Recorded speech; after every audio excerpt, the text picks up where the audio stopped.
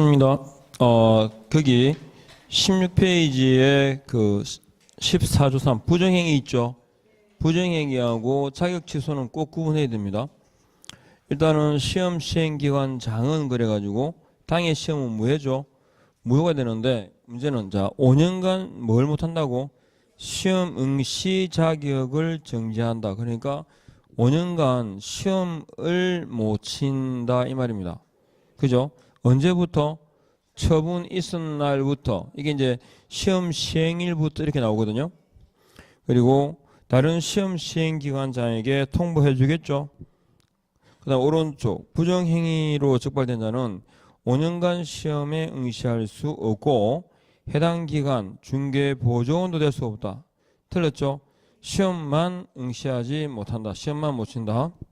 두 번째, 자격증 교부와 사무소 관할 시도사가 불일치하게 되면 위치가 바뀌었죠. 필요한 절차를 모두 이행한 후 그랬잖아요. 필요한 절차 이퀄 사전 절차. 즉 청문이나 의견 제출에 기회부여 있죠. 그 같은 거. 그래서 그 필요한 절차를 모두 이행한 후에 자격증 교부 시도사에게 통보해야 된다라고 위치가 서로 아래위가 바뀌어야 됩니다. 그 다음에 자격증 교부, 자 시험의 합격자 결정 공고는 누가요? 시험 시행기관장이 합니다. 그리고 자격증 교부는 시도지사가 몇 월? 1월 이내에 해야 한다 그러죠. 그리고 자격증 재교부를 누구한테 신청한다? 자격증을 교부한 시도지사에게 신청합니다. 그리고 결격 사유는 자격 취소 후 몇 년? 3년이 경과되지 아니한 자는 뭘 못할 거야? 아무것도. 시험도 칠 수 없고 중개업에도 종사할 수 없고. 그러니까 부정행위하고 구분해야 되겠죠. 부정행위는 시험만 못 치는 거고 이거는 아무것도 못해요. 그리고 양도대여가 나오는데 양도대여는 그냥 금지죠. 무조건 금지입니다. 그래서 양도대여 한 자는 자격 취소와 1대1이고 1대1 아시겠죠? 줄임말. 그 다음에 양수대여 받은 자는 일반인이죠. 양수대여 받은 자는 1대1입니다. 그래서 일반인도 벌칙 적용의 대상이 된다 안 된다? 된다. 그리고 양도대여라고 할 때 자격증 대여 있잖아 밑에. 자격증 대여는 실질의 형식이에요. 실질입니다. 그러니까 A라는 사람이 사무소를 얻었죠. 그러면서 갑이라는 자의 자격증을 다 걸어놨어요. 이게 자격증 걸어놨는데 보통의 경우에는 A만 나오고 갑은 없어요. 사무실에. 근데 여기는 갑도 나와요. 사무실에 나와 있고 그래서 다만 사무실 나와 이 사람 뭐합니까? 컴퓨터하고 놀아요. 맨날 음악 듣고. 그러니까 뭐 물건 접수 그다음에 확인 설명 상담 다 누가 하냐면 A 해요. 근데 이제 계약을 딱 쓸 때 계약서를 쓰게 되면 여기에 갑이 딱 있고 몇 호인 몇 수에 앉혀놓고 계약서를 작성해서 프린터 뽑아가지고 그죠? 도장 서명 날인 시키고 또 보존하겠죠? 5년간. 근데 외부에 A는 드러나지 않아요. 아셨죠? 그럼 이건 실제로 계약서 작성, 확인 설명 작성, 서명 날인 다 누가 갑이 해가지고 교부해줬습니다. 이렇게. 그러면 이건 대여다 아니다? 대여입니다. 그러니까 이런 외관상의 형식이 중요한 게 아니고 실질적으로 중개 업무를 수행하는 자가 누구냐 이거죠. 아셨죠? 물론 이거는 어떻게 입증하기가 입증은 나중에 문제고 일단은 그렇다는 거죠. 그러니까 대여라고 하는 것은 그냥 형식을 누가 실제 업무를 그죠? 그러니까 이런 설명서 교부 같은 형식을 누가 했나 중요한 게 아니고 실질적으로 업무를 수행하는 자가 누구냐죠. 그죠? 그래서 실질에다가 딱 체크해 두시면 되고요.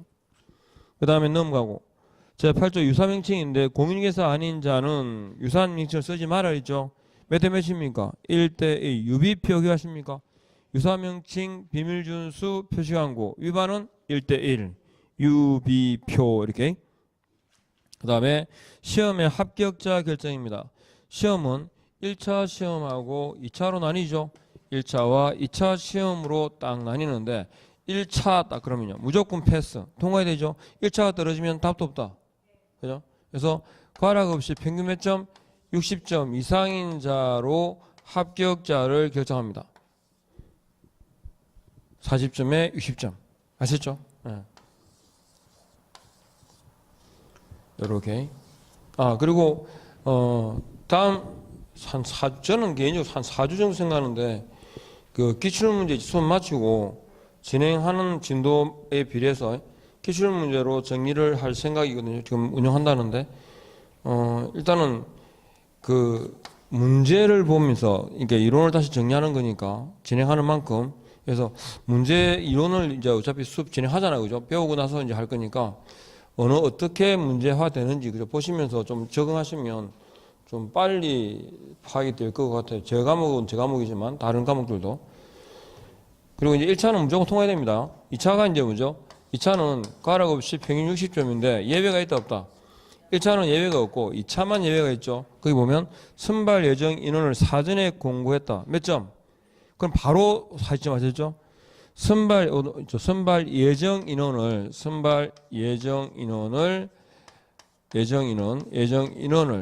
사전에 딱 공고하게 되면 선발 예정 인원을 사전에 공고하게 되면 바로 몇 점? 40점 이상 인자 중에서 고득점 순으로 합격자를 결정합니다. 근데 이번에 응시생이 얼마나 따라 가지고 최소 그죠? 인원이나 비율을 공고했죠. 공고하고 나서 시험을 쳐요. 그러면 첫 번째 어떻게 합니까? 정상적으로 40점, 그리고 평균 60점 이상 인자 중에서 그 인원과 비율을 맞춥니다. 그랬는데 그 인원과 비율에 뭐였다고? 미달하게 되니까 정상적으로 안 된다는 거죠. 그죠? 안 되니까 다시 몇 점? 40점 이상 인자 중에서 고득점 순으로 뽑습니다. 그러니까 뒤에 40이 왔다는 말은 어떤 경우라고? 미달한 경우라는 얘기입니다. 됐죠? 그러니까 최소 선발 인원이나 최소 선발 비율을 사전에 공고한 경우에는 매 과목 40점 이상 인자 중에서 그럼 OX X입니다. 미달할 때 아셨죠? 미달할 때 요거 아셨죠? 그러니까 제가 지금 딱 말씀드린 그 지문대로 나와요. 최소 나왔는데 그냥 바로 40점이 아니고 미달이라는 말이 들어가야 그죠? 예외를 인정합니다. 그 다음에 시험 시행 공고 1회 1회 이상에다가 딱 체크하시고 그러니까 1회 이상이기 때문에 1차 시험 되면 다음 회 면제예요. 다음 연도예요. 다음 회예요. 회. 그 다음에 응시원서를 제출하고 의사를 철회하게 되면 자 국토부령이 정하는 바에 따라 전부도를 일부러 뭐한다? 반환해야 된다. 그죠? 그리고 이번에 응시수수료 반환 기준이 있죠. 기준이 뭐요? 국토교통부령입니다. 기준은 예외였죠. 원래 기준은요 대통령령인데 요건 국토교통부령입니다. 전부도는 일부를 반환하는데 60, 50입니까? 50, 40입니까? 60, 50입니다.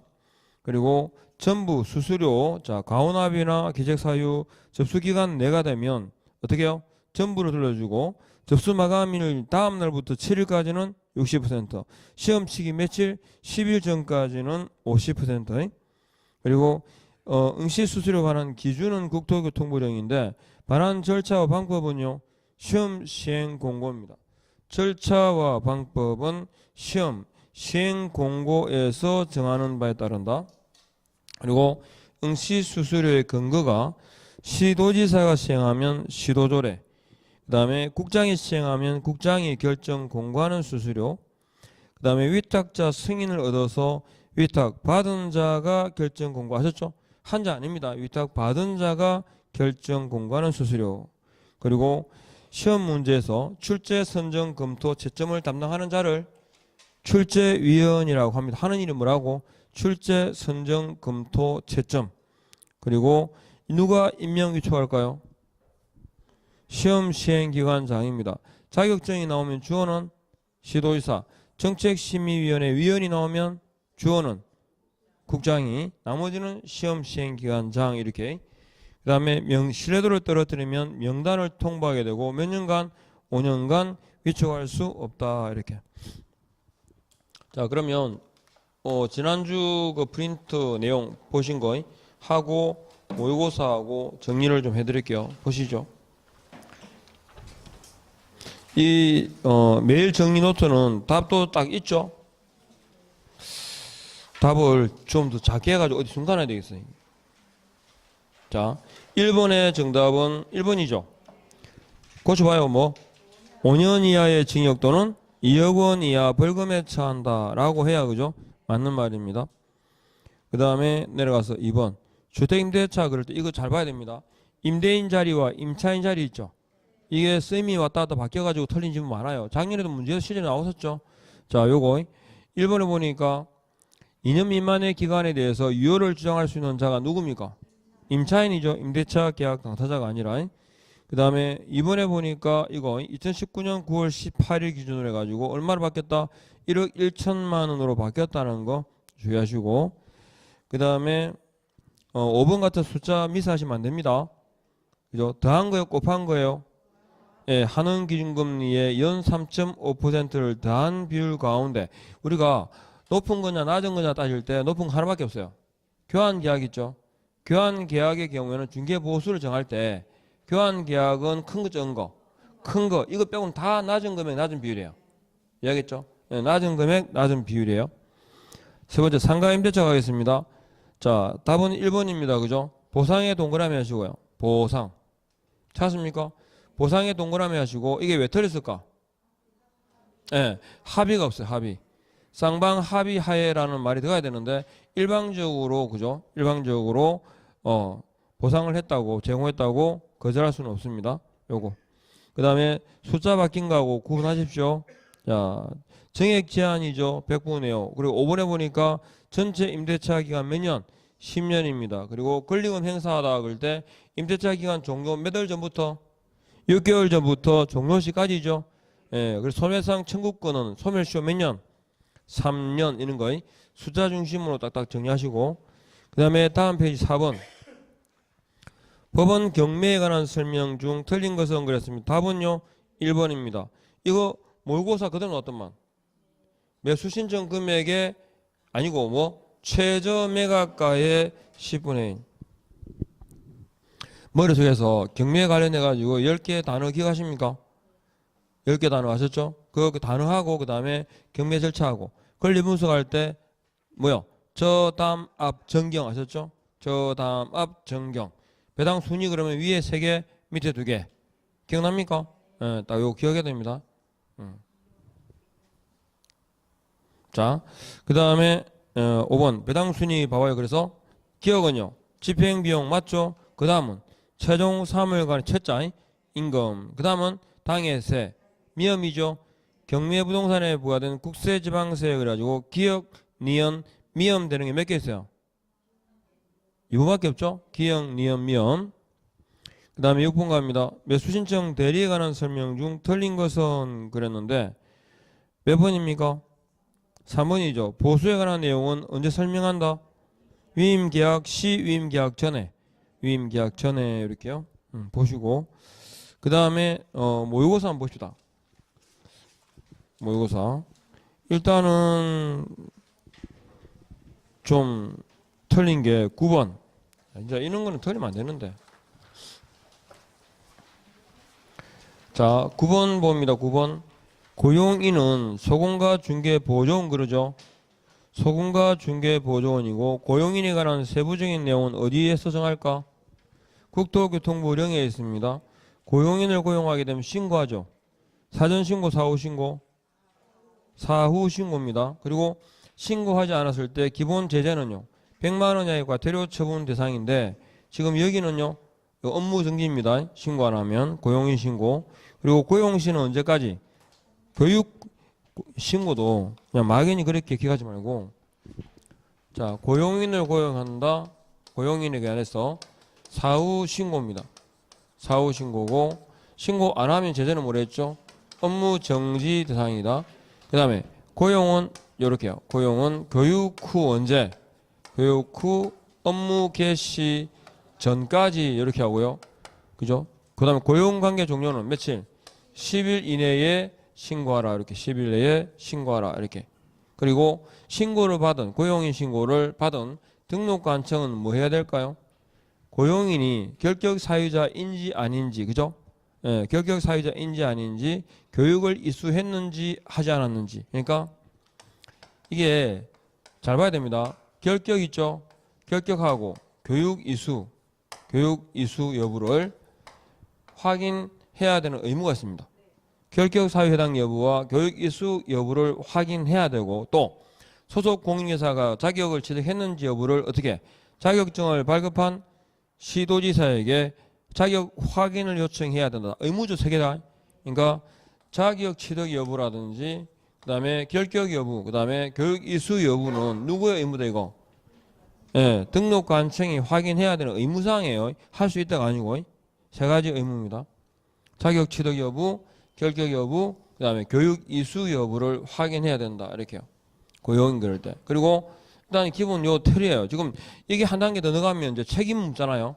고용인 행위에 대해서 개공이 어떤 책임을 지느냐 해가지고도 나오는데 저희는 거기까지 안 갔어요. 그러니까 아주 기본적인 거 이걸 지금 오른 틀린 거야. 얼마 틀린노? 많이 더 틀렸어요. 37%만 맞아요. 그러면 반대로 63% 틀리다는 얘기인데. 그러니까 이런 지문들은 역시 미스하시면 안 됩니다. 그리고 공부를 안 해도 1번하고 3번 지금 10이 2개가 나오잖아. 고용인에는 10이 2번 안 나와요. 하나밖에 없어. 아셨죠? 그래서 답이 1번이었는데 어쨌든 요 기본당 틀은 아셨죠? 그리고 고용인의 모든 행위가 아니라 뭐에 대해서 업무상의 행위에 대해서 책임을 진다. 요거 기억하시고. 그 다음에 또 많이 틀린 게 어떤 문제였냐면 17번이었어요. 그래서 보토조요. 보토조. 자, 양 나온 김에 제가 비교를 한번 해드릴게요. 보통 어떻게 비교해서 나오냐 그러면 정보공개사항 있죠? 전속중개계약 체결 시 정보공개사항하고 그 다음에 확인 설명사항하고 그 다음에 계약서 필요기재사항하고 이렇게 물어요. 보통 보면 이 확인 설명사항이 기준이거든요. 뭐냐면 보수, 토지이용 계획, 조세 있죠? 요 세 가지는 확인 설명사항에만 있어요. 그죠? 그리고 정보공개사항 그럴 때 주로 나오는 게 공시지가예요. 공시지가. 공시지가 있죠? 요거. 그 다음에 하나 더 붙이면 오폐수 쓰레기 처리시설.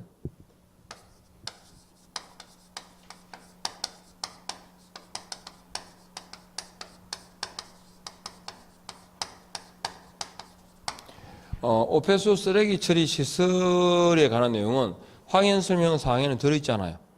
예, 물론 이제 나중에 하다 보면 비선호 시설 의무 있죠. 설명서에 들어가겠지만 오폐수 쓰레기 처리 시설에 관한 내용은 들어있잖아요. 이게 어디다고 정보 공개 사항에만 있어요.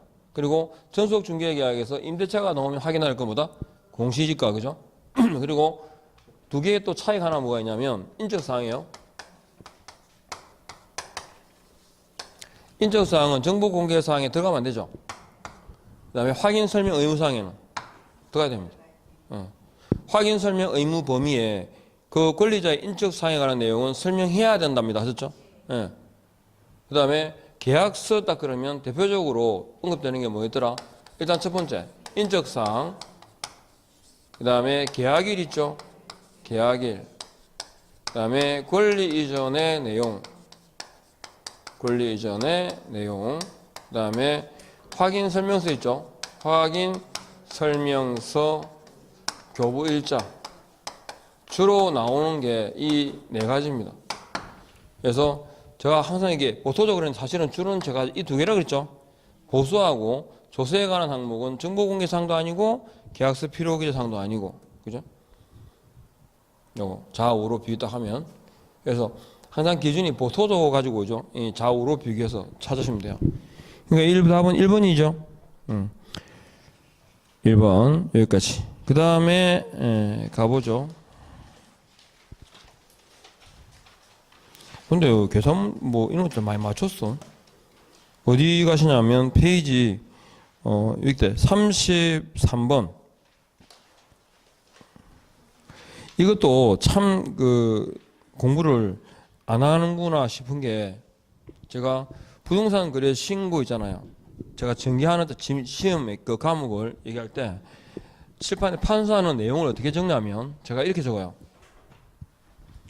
지문에 부동산 거래 신고라고 하는데 이 부동산이란 제가 딱 첫 번째 뭐냐면 중개 대상물과 같다 다르다. 부동산 거래 신고 대상에서 첫 번째 제가 질문 물은 게 부동산 거래 신고 대상물은 중개 대상물과 같다 다르다? 달라요, 그죠? 같지 않다가 첫 번째예요. 중개 대상물 몇 개? 5개죠. 거기 보면 토지 부동산이라 할 때 토지하고 건축물은 같죠.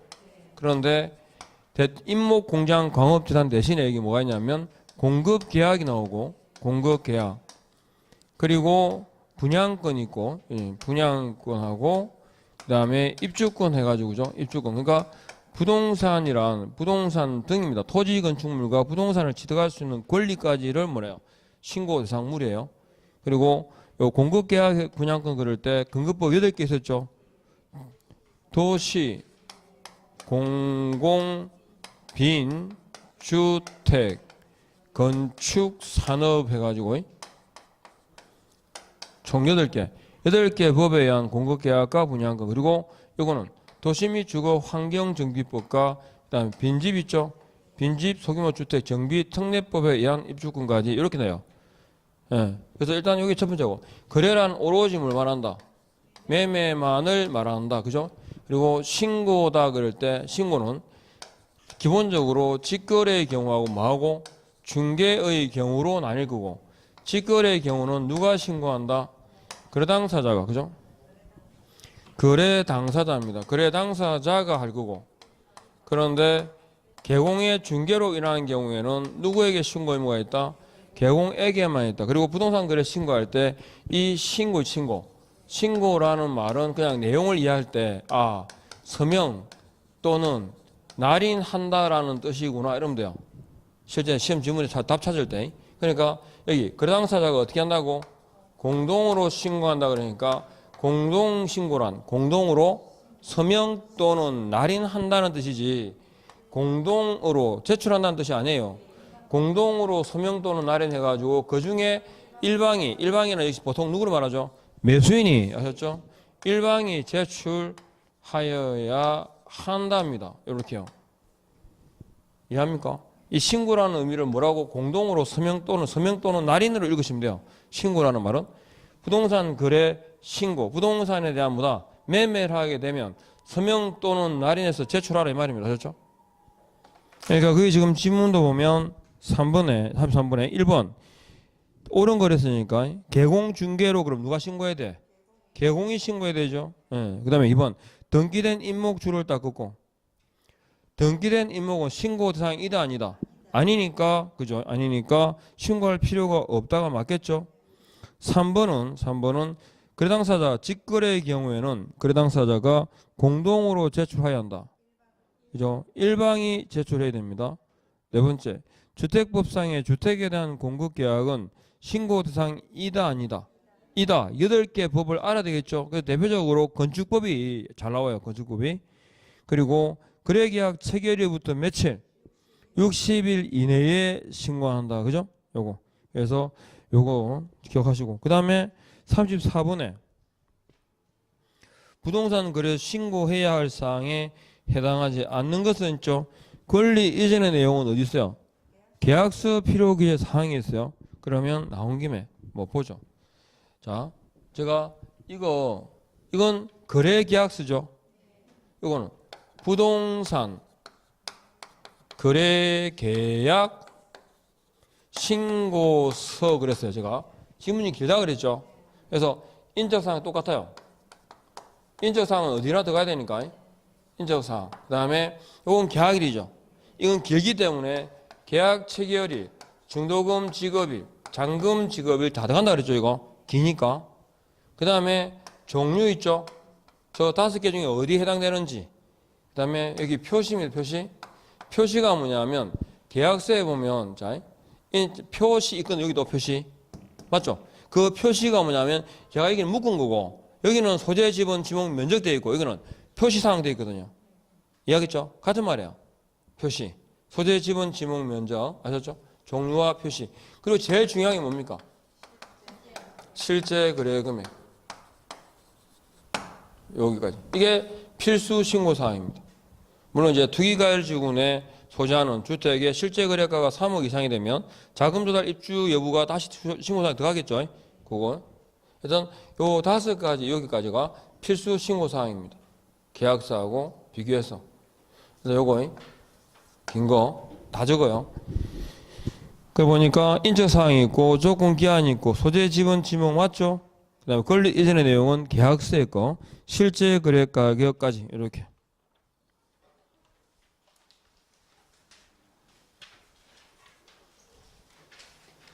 그다음에 36번에 보니까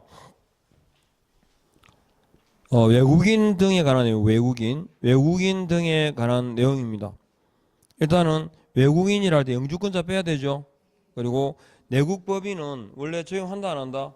안 한다. 그런데 어떻게 됩니까?